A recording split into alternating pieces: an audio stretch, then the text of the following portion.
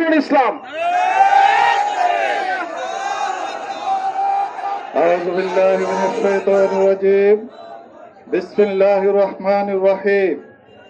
আলহামদুলিল্লাহি রাব্বিল আলামিন ওয়াল আকিবাতু লিল মুত্তাকিন। আসসালাতু ওয়াসসালামু আলা আশরাফিল আমবিয়া ওয়াল মুরসালিন ওয়া আলা আলিহি ওয়া সাহবিহি আজমাইন।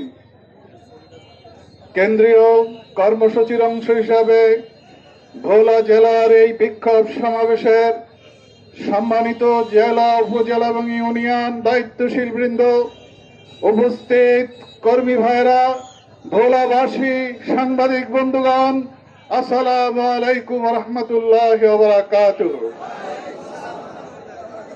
আপনারা জানেন, বাংলাদেশ জামাত ইসলামী সহ সমমনা ৮ দল একটি সুষ্ঠু, সুন্দর, নিরপেক্ষ, গ্রহণযোগ্য নির্বাচনের লক্ষ্যে 5 দফা দাবি উপস্থাপন করেছেন।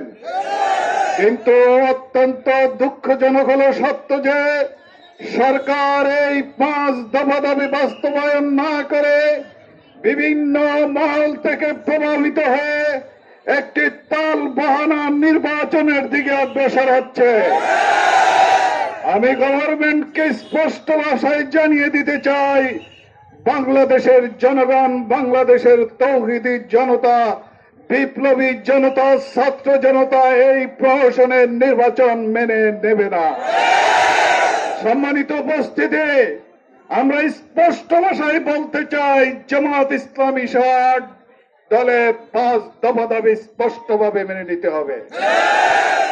আমাদের দাবি হলো, গণভোট অনুষ্ঠিত হবে জাতীয় নির্বাচনের আগে। সুতরাং আপনি যে ঘোষণা